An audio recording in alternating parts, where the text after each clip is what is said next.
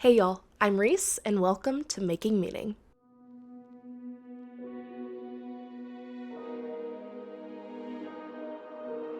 Making Meaning is a podcast by the Cohere Collective that shares the meaning-making stories from a variety of other people to help you make meaning in your life, whatever that journey looks like for you. Today, I am joined by Eli Laird, who is a PhD candidate in computer science at SMU. His focus is in explainable AI, which is a branch of AI that focuses on how artificial intelligences can explain themselves and their own programming to the human users so that any work with AI is safe, fair, transparent, and accessible. I really enjoyed this conversation. AI, I think, is fascinating, and of course, it's been really big in the zeitgeist recently. So I think diving into these topics and asking how things that are happening around us in different scientific inquiries are impacting our identities and our making meaning experiences and the way that impacts the way we live our lives is super important. So I'm really glad that you're here on this journey with me and listening to this conversation. So with all of that being said, let's take a deep breath and get started.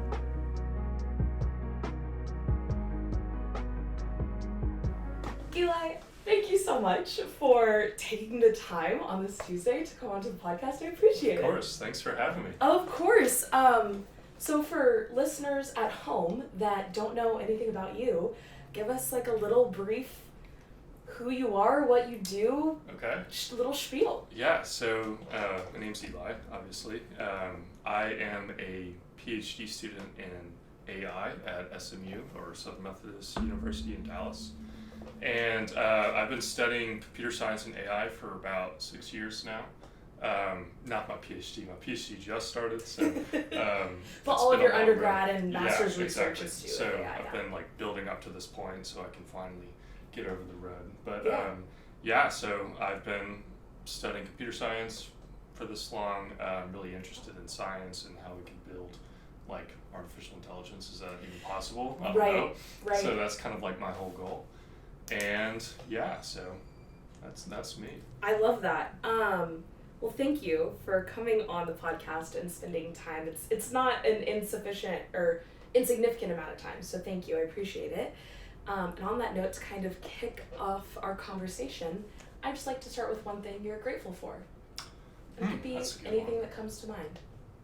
I think I'm really grateful for just the people around me. You know, doing like a lot of school or doing a lot of anything that you love like really takes a lot of support.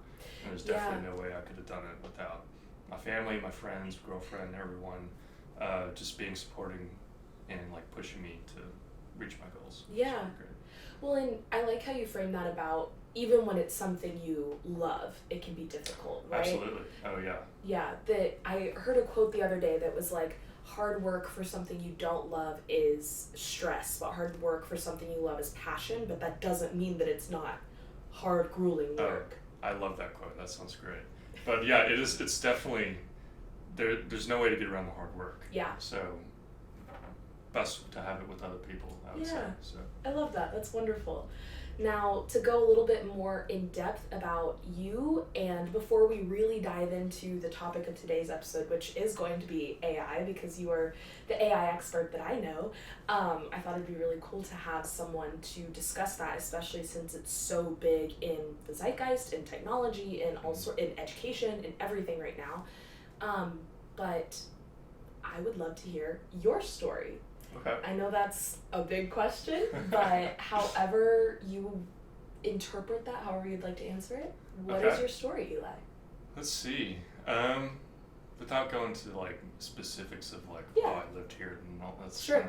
Whatever you want to share is perfect. It's always been about kind of finding something I'm really interested in and then figuring out a way to get there. And that has taken many forms throughout my life.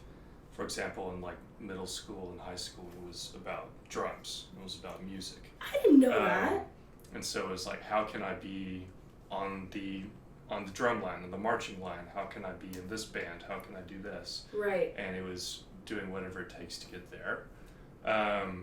As I transitioned out of high school into the college, it was just like, okay, what's my next thing that I want to do? Whether that was get an internship or was it get into this master's program or even like figure out what I wanted to study for the rest of my life. It was figuring out your own path to get there. And I think I've just followed that idea of kind of building your own path my whole life. Yeah. And I think it's worked out so far. Yeah, I would say it's so. definitely more enjoyable than following someone else's path. Yeah. So yeah. I love that. I think that's really wonderful. Because 100%, I think there are so many like well-worn paths out there that you're offered to take where it's like, this is what's recommended, but those people aren't you know? So it's like, how could any of those paths ever truly be the thing that is going to be right for you, except for the one you design for yourself? Exactly. And I also heard from an old mentor of mine, was like, from a competitive standpoint, if you're following the same path to, say, a company, you were the second person to follow it. At best, you're the second person to follow that path. Yeah. So you're never going to be, pioneer in that sense. That is such an insightful way to put that, but that's so true. Even for people who want to do theoretically traditional things, you still want to be the pioneer of what you're doing, right? And so it's like, if you follow the same path, you're never going to be the first person to do anything. Right. And to me, that just sounds boring. But I think so. Right, but I'm like, that's the way that we agree. Not everyone does. And it's okay if you're using someone else's path too, or using that as inspiration or a foundation, but it doesn't have to be the end all be all. Right, and I mean, there's no reason why you can't follow different paths and jump on different paths, and all that's doing is just mixing everything into what you think is your path. So right. You got to start somewhere. Yeah. So start with something and then mix it up. And on that you have to start somewhere, the kind of sentence that you used to describe your life was, you were trying to figure out something that interested you and then figure out a way to get there. And I think that even though figuring out a way to get there is really hard, figuring out what interests you is arguably harder for a lot of people. So talk to me about that process and what it was like discovering that, like, oh, music and playing an instrument is something that really lights me up. And now with AI and research, like, what is that process of finding something that interests you like? That is an interesting question, because fortunately I don't know if it's possible all the time to figure out what you're interested in. I think, like everyone says, follow your passion, and I think I'm grateful and lucky to have a passion for what I do. I know a lot of people don't. I think the main thing was just trying a whole bunch of different things. Yeah. Like, for example, coming into college, like, AI was not what I was interested in. Computer science was not even on the question. Really? Like, I came in as a mechanical engineer. My dream, or quote dream, was to build race cars for Formula One. And I was like, cool dream. that sounds pretty great. And yeah. So once I started the process, learning classes and stuff, I was like, oh, wait a second, this is not interesting at all to me. So yeah. That was a failed path, but not really a failure. But from that point, failing forward, exactly, learning. Yeah. I pivoted to computer science, more so because by happen chance, my roommate was working on a computer science, like he was in the major. He was working on a problem for his class, and he asked me to help him, and I helped him, and I was like, shoot, this is really fun. I really forgot that I really enjoyed it. Yeah. And so it was kind of by chance that I got back into it. Right. So I think a lot of it is luck, but it's also just like opening as many doors as possible so you can choose the right one. Yeah. But luck and opening as many doors as possible. What would you say to someone that feels like they don't even know how to open a door? Like, what is the first step for someone's like, I've never even considered living a life that I'm passionate about? I feel like your doors can be anything. They can be big, they can be small. A big one would be moving to a new city for a new job. Yeah. That's complicated. A small one could be talking to someone in the bar, because you never, or in coffee shop, better example. Yeah. That door, that person may have an idea that may, capture you, that you may be pursuing for the rest of your life. Yeah. So, or be a relationship that completely exactly. changes the course of your life. Honestly, I mean, the doors are the people, because, we're all this big network, and the only way to figure out what else is going on in the network is to start talking to people. And yeah. so, I mean, that's how kind of I got into computer sciences. I heard some friends taking classes. It's like, oh, I'll give that a shot. Yeah. And that opened a door, and then keep asking questions, Yeah. I guess. Keep asking questions. I also love the idea that, like, people are doors. Yeah. Right? It's like the more people you meet, the more experiences you're exposed to, the more life lived that you can talk about and compile and eventually build whatever kind of life brings you joy and purpose. And I mean, otherwise, how else would you, if you're locked in your room thinking, how are we going to know about anything else, any other opportunities? Yeah. I mean, books are just words for people too, so that's another way to do it. So, yeah. 100%. I love that. So to pivot a little bit more into AI, this is something that I'm certainly not an expert in, but I think that it has a lot of very interesting consequences and implications for a couple different areas of philosophy. One, consciousness and like the philosophy of mind, I think is always a big one that's talked about. But to kind of extrapolate from there, this podcast is called Making Meaning. What does our meaning making change and our identity and personhood change the bigger and broader the AI gets? So that's a huge question, but let's start with the building blocks. What would be your baseline definition of AI for someone who has never heard the term before? Okay. I am kind of borrowing from other definitions that I've heard, please but do. The most baseline definition of artificial intelligence, or just intelligence, is the ability to do a multitude of different tasks based on information. Okay. So we can do that as humans. We take in sensory data, we see things, and we do tasks based on that information. Right. And so that link between, say, like vision and a task, like walking, the link that links those two is the intelligence, almost. Okay. It's like you can have all this information you want, but if you can't transform that into action, it doesn't really matter. It doesn't matter. And so we naturally can do that in what we call consciousness, which we have no idea how that works. Right. How does it arise? Right. So that's like human intelligence is Yeah. our ability to do that. Artificial intelligence is intelligence built by humans.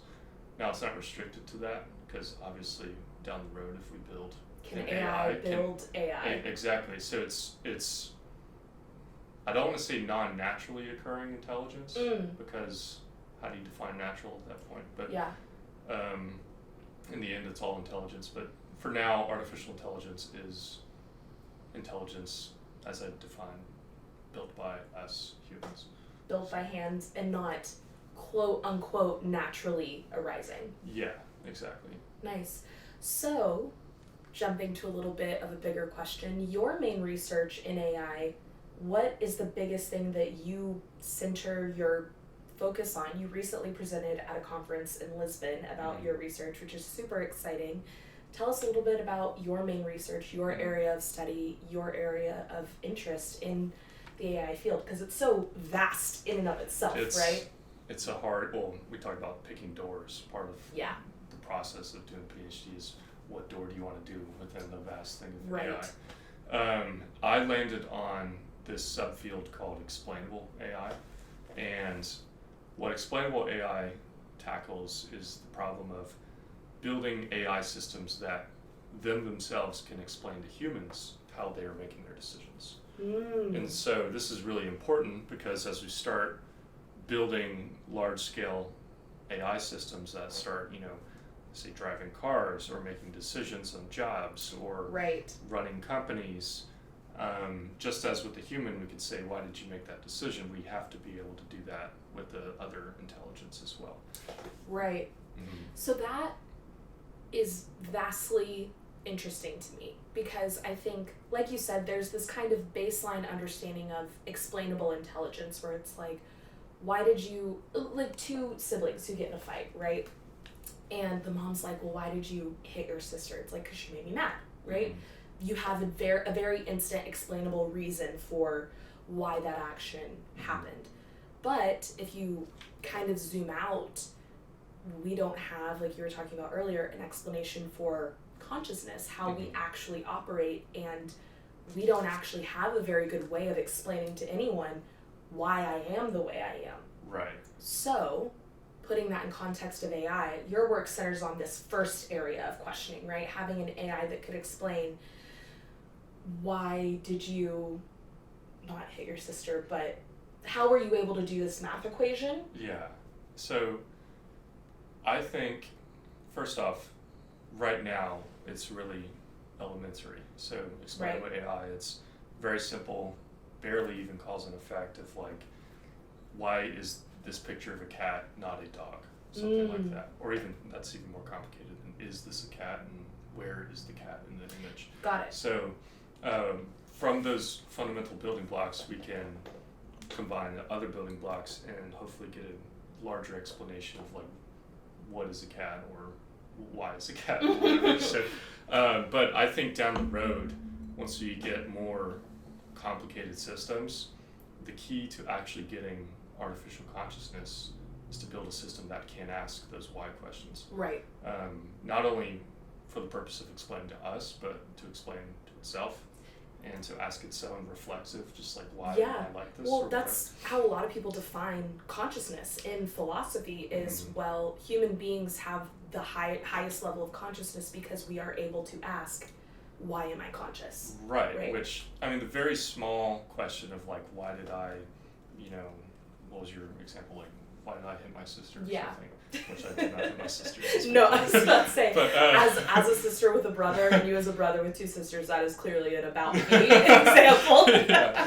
But if you zoom in too far of like, why did you do this? And you go into the brain and see these connections fired or whatever, that doesn't tell you much. Yeah. So, and when we zoom in to that, we don't really find consciousness either. Yeah, so you just see synapses and neurons firing, right? Right, and that's why it's so complicated to define consciousness, is because it's somewhere within that realm or even outside. We don't really know.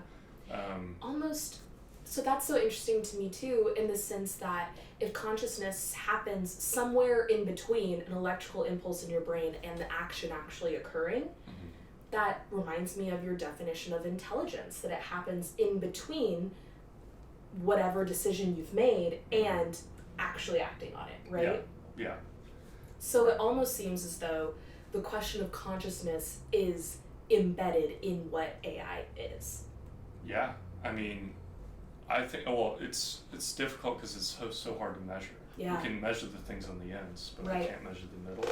And that's the fundamental question of AI is like, how do we do that? How do we know when we've gotten there? Right. And right now we have no idea. You can't measure the thing to begin with. Yeah. And so I think the only way we'll really know to ourselves is like I can sit across from you and know that you're a real person. You are there, you have consciousness. And that's my consciousness telling me that. Right. So as soon as my consciousness starts telling me that, the AI systems have the same thing. That's the best I got, honestly.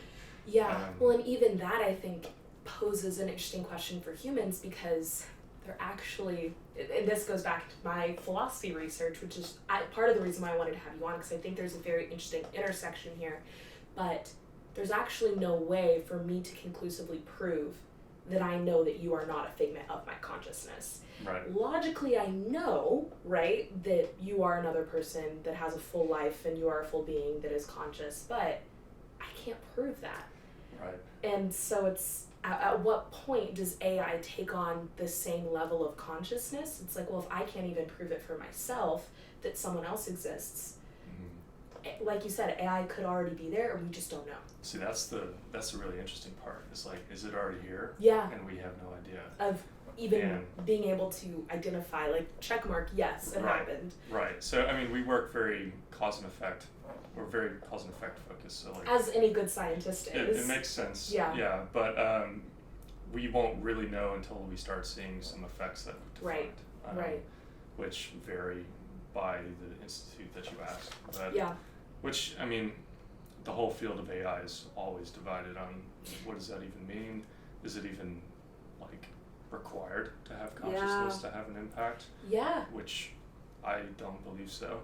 Well, and have an impact. It's like something can be vastly useful, and just because it doesn't have a consciousness shouldn't mean that it's not an extremely helpful, beneficial technology. Yeah, right? Or extremely dangerous too. Yeah, 100%. Like, for example, like, viruses are incredibly simple.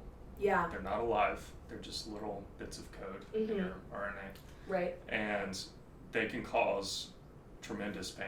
They can cause pandemics. It can, as we've seen. Exactly. So, a living first-hand experience. But that thing so simple can do so much. And so that really opens the air in the AI talks of, like, we gotta be careful about the small things too. It's not just the consciousness that's going to potentially cause problems. Right. It's the smaller things that build up to that too. Yeah. So couple things that I want to touch on before kind of rounding back to this question of consciousness, because that is the thing that I am just, like, consumed by on a daily basis, is like, why are we here, right? So I do want to come back to it, but I think a lot of people, they hear AI and automatically are like, scary, scared, bad, no, right?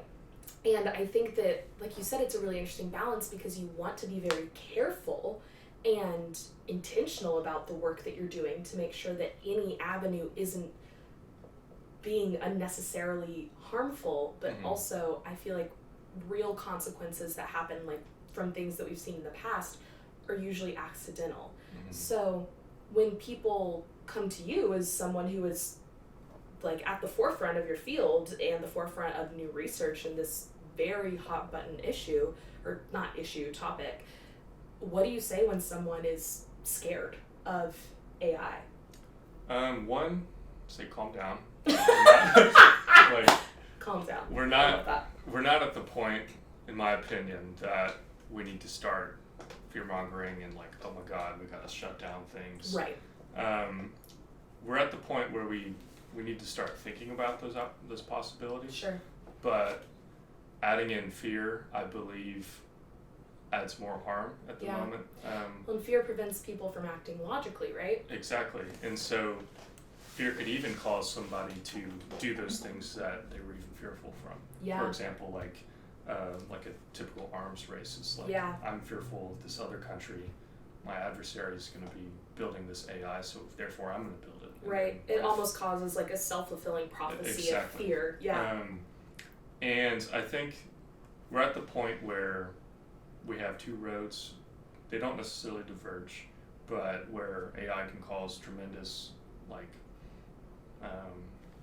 impact on health, on the economy, on the climate, it could solve, well, it's so broad that it can solve almost everything we can think of, because so could we. Intelligence is solving problems. So I think we don't know if the benefits outweigh the risks yet, because we don't know all the benefits or all the risks. Yeah. And we won't ever really, but we're not even at the fork yet, so we can't. I think fear will cause us to quit before we even get started.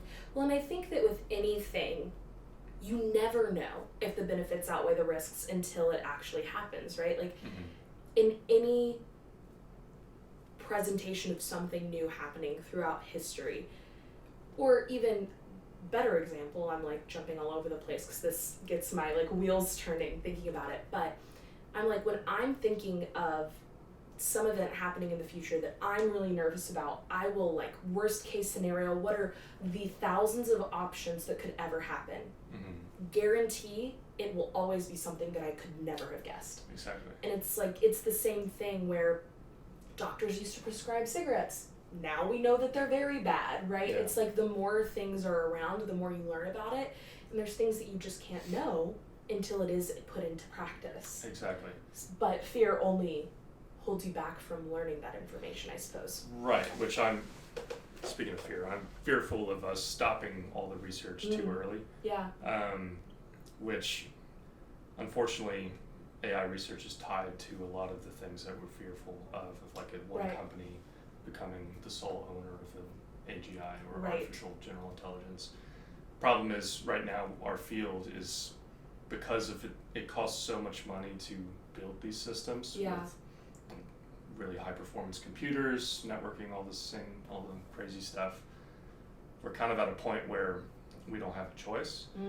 But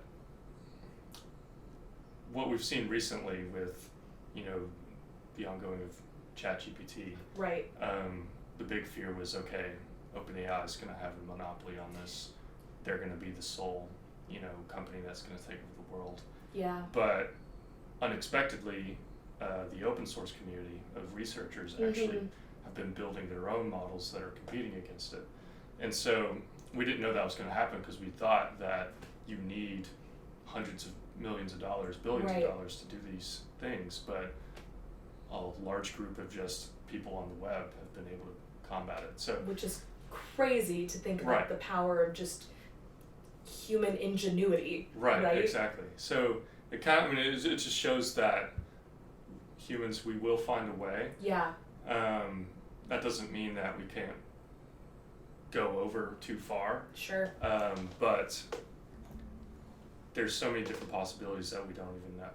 So I think the best bet is to try as many as possible and see what paths are bad, which ones are good.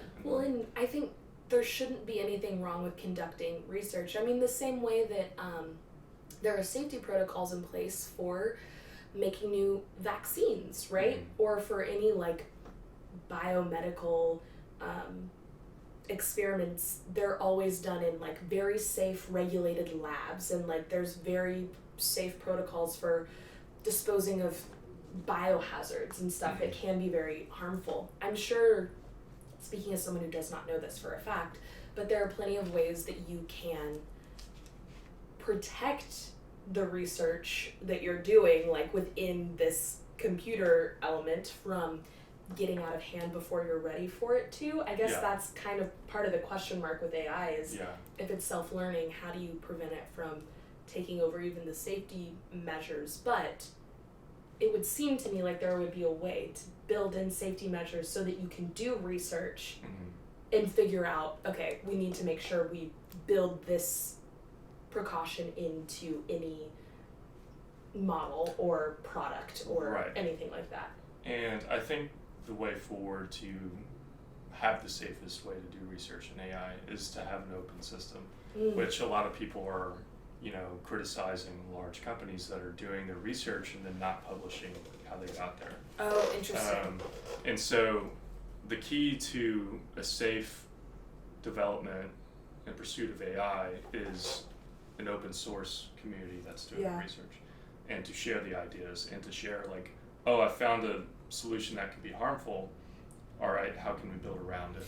Yeah. While otherwise, if a company finds that solution and holds it to themselves, it's guaranteed someone's going to find that solution, and then they're not going to tell anyone about it, and it's going to be too late. And they may not have the resources to actually fix it. And so just transparency is the clear, obvious choice. Yeah. Again, I tend to agree with that, but I think also information is power, and information is also money, and so it goes directly into competition with how everything's run. So on that line of thought, another thing that I wanted to make sure that we touched on, because obviously there's the strikes going on right now. When we're recording this, who knows, this will be released in a few weeks, so hopefully the strikes have been resolved by then. But SAG-AFTRA and WGA, the actors and writers unions in Hollywood primarily are all on strike because of unfair wages, and a really big sticking point in those strikes is, why would we pay you when AI can now write scripts? So I'll just throw that out there as food for thought. I don't know if there's a good answer to it. Obviously, I think that you can have writers and computer technology work hand in hand. Like, one does not mean you can't have the other. But I think this is one of the very first things we're seeing in terms of economic change, not just scientific change in relationship to AI. And I would love to know your thoughts. So, yeah, there's a lot of worry about AI replacing jobs, which Right. it will. Yeah. And that's kind of unavoidable. I do believe that it will also create new jobs. I don't know how. That's, we can't really, we had no Right. idea what the internet would have created, but it's True. here. I'm hopeful. But on the specific thing for like generative AI, like ChatGPT for writing, or for Midjourney and all these different image creation AIs for creating movies and everything else. AI is, the way it is now, is trained on data. Data comes from us. Right. And it's all scraped from the internet. It's all the data of the internet, essentially. And so, at best, these systems can get up to us. That's it. Right. And the data on the internet is never going to be a perfect representation of humans. Yeah. And so that in itself is already an approximation of human nature. And so if you're building an approximator, which is the AI, on approximated data, you're never going to reach that level It's a of copy of creativity. a copy, kind of. Yeah, exactly. And so while we don't know exactly what creativity is either, Yeah. we've seen this recently with ChatGPT and everything. It's extremely limited already. It'll get better. It'll get a lot better, but it's limited on Right. what is given. And so until we reach consciousness, which I don't think we're close to, Yeah. I don't think we're going to have like real, truly creative AI. Right. So I think we'll always have a need for humans in that sense. Yeah. I think it's interesting too, because I've never thought about AI as like the information that it creates being like a duplication of a duplication, but it is almost like marrying information to create a new thing. But even in that, it's like, well, it's still using things that humans have already created to do that work. And so to truly add something new to the conversation of whatever field you're in, you do believe that a human touch is needed for that. Just in this is totally your opinion at this point. Yeah, so. I still fully believe that. Yeah. And also another point is like, do humans even want to say like go to a restaurant that's fully run by robots, or watch a movie that's fully written by AI? Like, yeah, in theory, it'll personalize to you, but we kind of like variety. And we like seeing things that we're fundamentally, we like being around humans. And so I think people will naturally kind of prefer That's so the interesting. human created stuff. Because one, we are herd pack animals, right? Like we like being around other fellow creatures, and I think that there's a lot of strength in diversity. And it sounds like when you duplicate a duplication, maybe you lose a little bit of the diversity of like thought ingenuity within that, because you're only replicating. Not to say that AI, like you said, won't get better and be able to do certain things in the future. But also, I think this element of being challenged is really important. And I know for me, I'm like, that's something I look for in my friendships and relationships and with my family. I'm like, I want to surround myself with people and things who provide a challenge that make me feel like I'm growing. And if something's catered and created just for what you want, I would have to imagine that would get old very quickly. Well, I mean, even look at everything that people hate watch, right? Yeah. Like, hate watching is one of the number one ways that internet jobs are created, right? Like, And AI certainly wouldn't think to create something that people hate, right? Unless they're programmed to, which is always the next question. But I think that raises some really interesting points in terms of creativity. To follow down this line even further and kind of tie back to our conversation of consciousness, I had not thought about this until we were talking earlier, but I think a lot of people are like, oh, this is a very scary thing.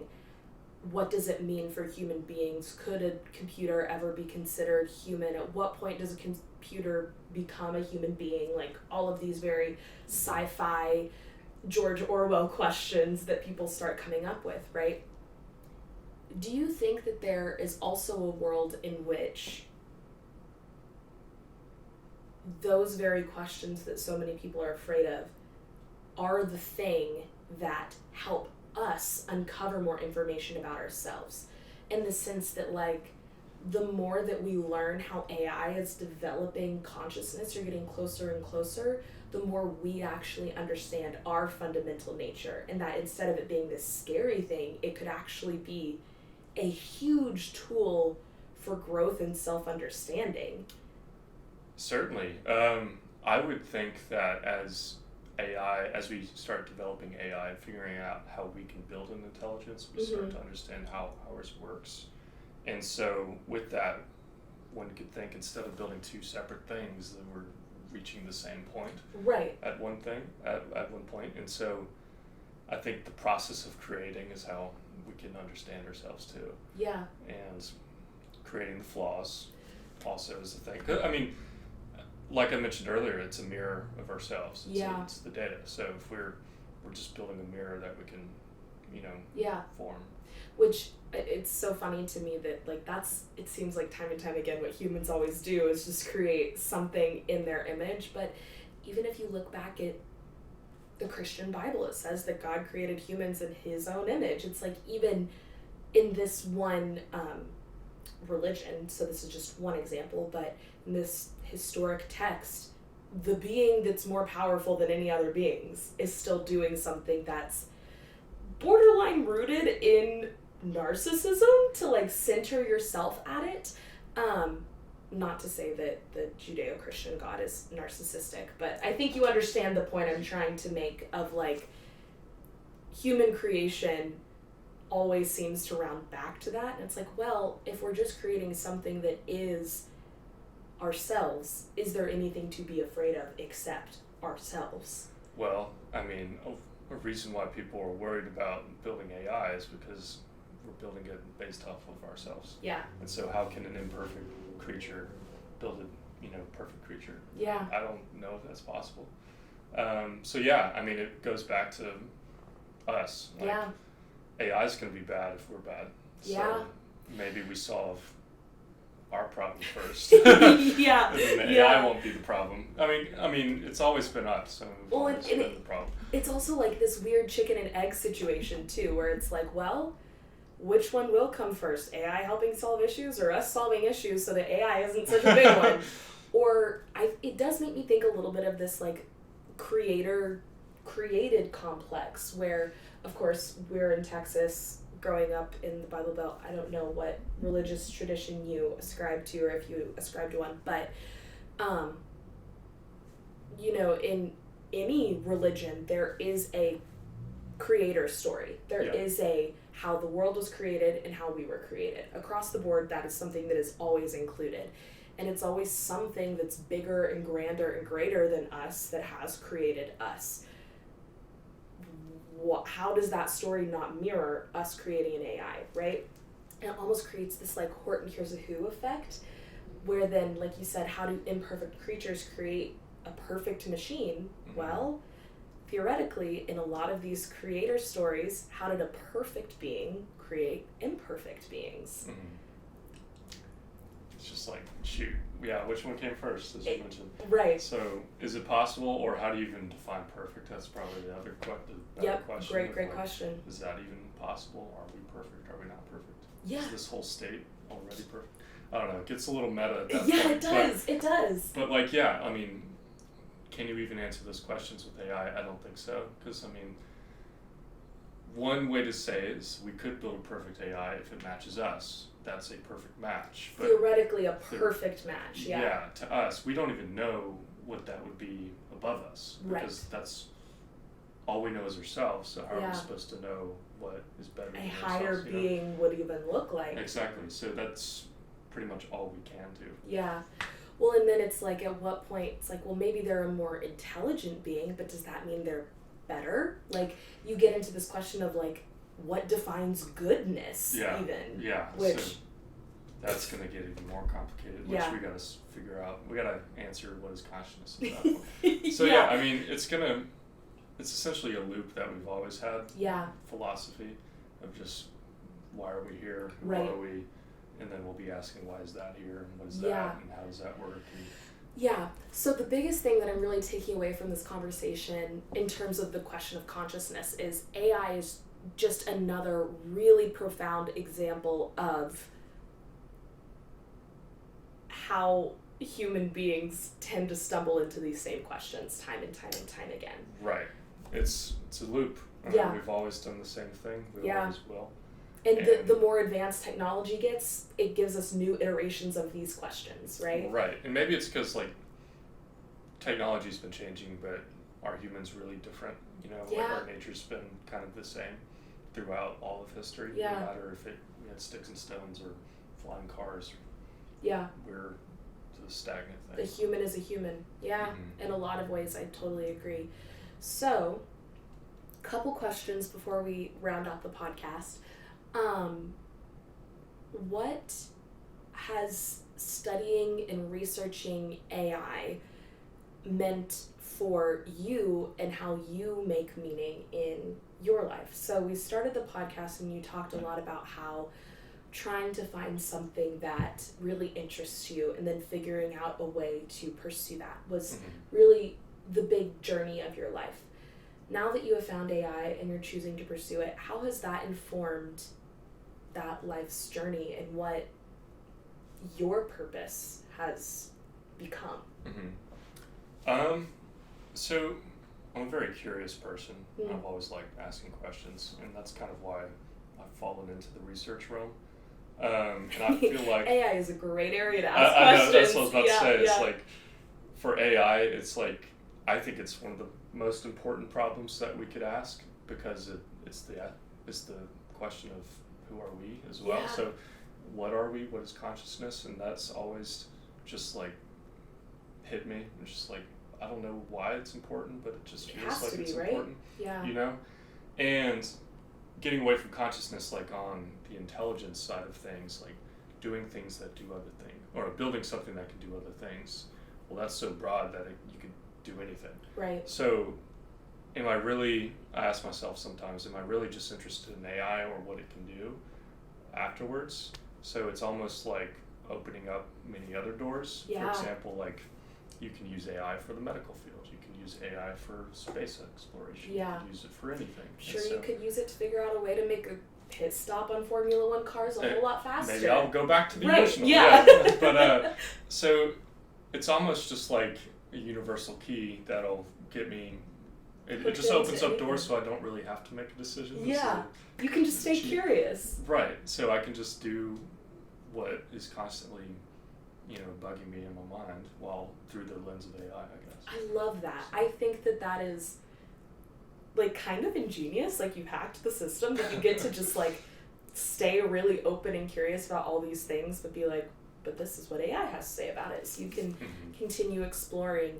Because I do think so often, again, going back to our conversation at the beginning of the podcast, of having so many paths that people say you have to follow, or so many things that are like, well, this is a well-worn path, like that's how you make it happen, that's how you are successful. But being able to find a path that, I mean, no one is going to look at someone who is in doctorate school at a very prestigious university who's presenting on something at the forefront of their area and their field and be like, oh, okay, well, you're not successful. But at the same time, you found a way to do something that I think anyone can admire and appreciate and still make it your own, which is, I think, really powerful and creative in its own right, that you have found a way to, like, do that for yourself. I think that's really, really cool. I certainly think so, because I mean, I've had jobs in the past where I just didn't really enjoy what it was, and I don't see a lot of point in doing something that you don't really want to enjoy, but also just like, can you see yourself doing this forever? Right. You know, and I understand like that's not possible for everyone, unfortunately, but I'm just lucky enough to have, you know, stumbled upon something that I would love to do for the rest of my life. That's really, really epic, and I'm glad that you found that. Okay. Final 2 questions to round out the pod. 1, is there anything we missed, anything in light of our conversation that you want to clarify, anything that you want to go back to, or anything that you're like, this is totally random, but I need to say it? Anything like that? We covered most of the big things. We did talk about some of the bad sides of AI, but I'd like to highlight some of the exciting things. Yeah, 100%, please do. Because, as I mentioned, like, artificial intelligence is just intelligence, which can be applied to anything. Right. The biggest things that I see coming in the next, say, decade or so, just the medical applications are ridiculous, and they're growing so fast because we're building these new systems that we had no idea we can do. Like recently, a company called DeepMind solved a long problem we never thought possible, which is like folding proteins, which I don't quite understand, but like it allows doctors and companies and researchers to actually design specific drugs to like the individual person. So the ability to actually edit stuff like that using AI is pretty crazy.